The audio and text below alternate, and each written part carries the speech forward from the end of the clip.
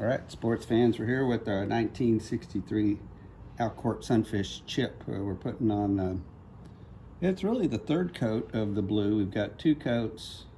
Then we did a little bit of epoxy sealing, sanded, sealed, sanded, put on some this topside primer.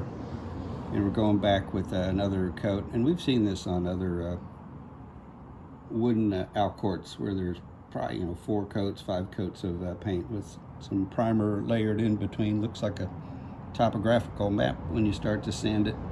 But getting ready to finish up this bow section.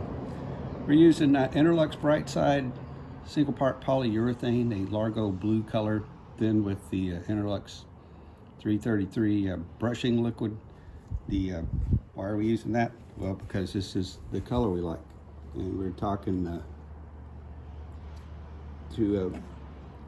folks about color on boats. Sometimes it's like, which paint do I use? It's like, well, it may depend on which color you like.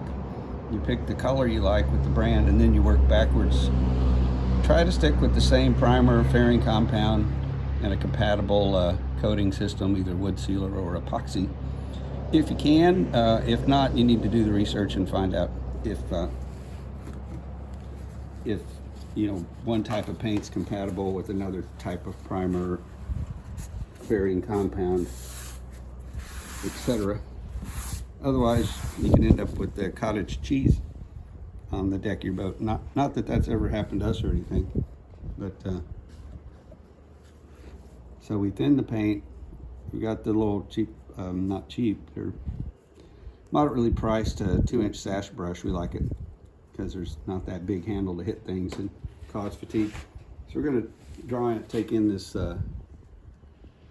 this line right now.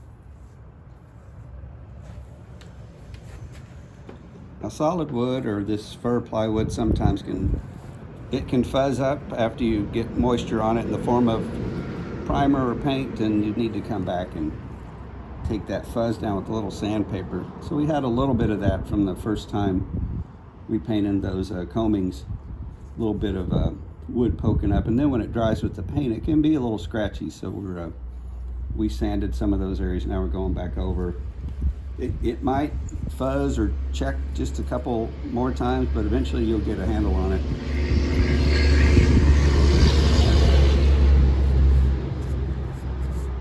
And you can get it knocked down and get a pretty smooth surface.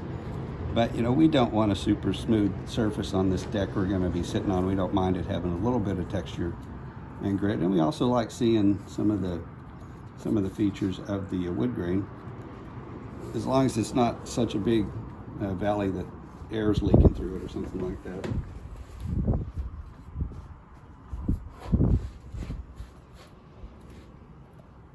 The way a skipper and Captain Jack do it is they'll dip just the tip of the brush in and then kind of knock it against the side of the cup. And we're developing a new method. We're going to call it brush and tip, where you kind of brush on a bit of paint, and then by tipping, that just means going back in one direction with the grain, flowing it into a wet edge,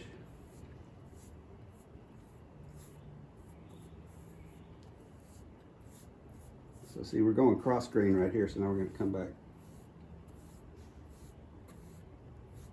with light pressure. And for wet edge, we're talking about this edge here. You don't want to put down a big glob of paint, get a lump, leave it, let it dry, come back, try to paint it over. You'll see that. You'll see that lump. The eye will pick it up.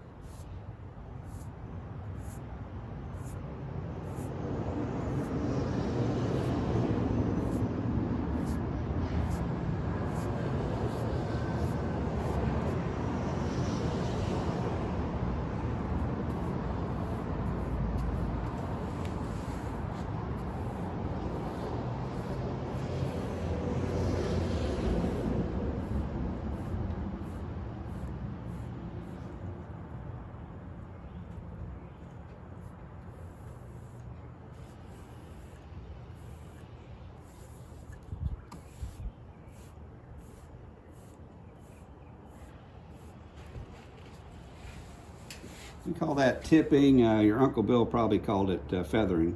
He was a professional sign painter.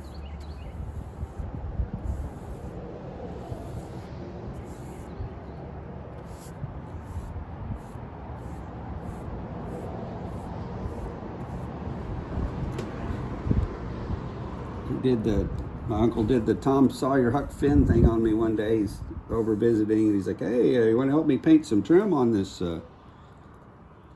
bathroom door?" I'm like, "Sure." So before it's done, I think I was doing most of the painting and he was doing most of the talking, but I learned a lot. And that's where he talked about the importance of, feathering the paint in so you get a nice smooth finish instead of just hodgepodge of brush marks everywhere. Maybe that's the look you're going for. If so, you could be in luck.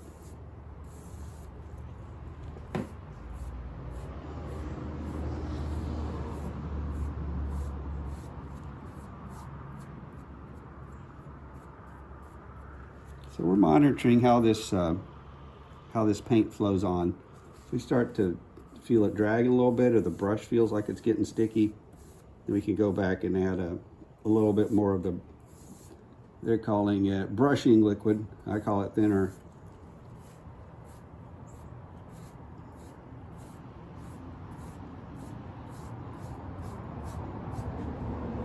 Add some brushing liquid to your paint so you can get it to flow nice and smooth and get the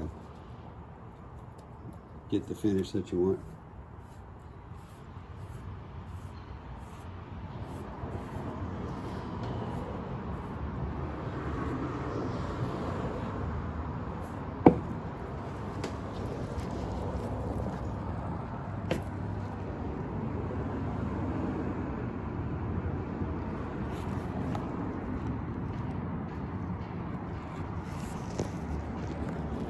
Now pretty much every paint will self-level, and by that it means you could have ridges.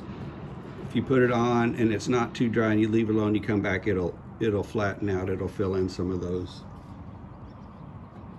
little areas and give you a better,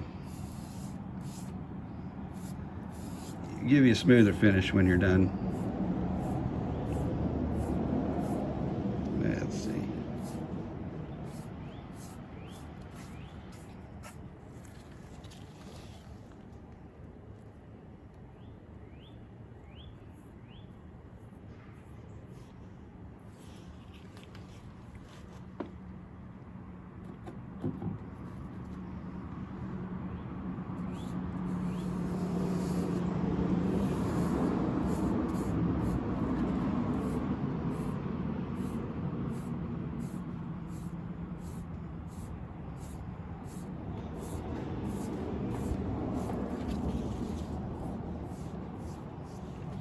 like to do these little edge pieces like this, you know, brush, get most of the paint off, and once I feel it drying, try to hit an edge piece.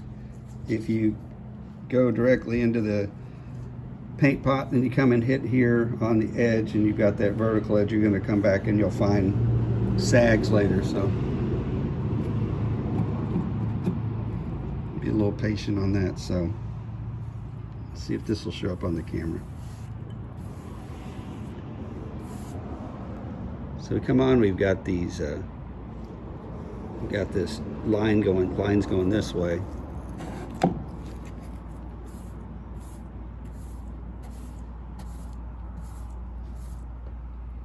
We come back and feather it in, just using, we're talking fingertip pressure here.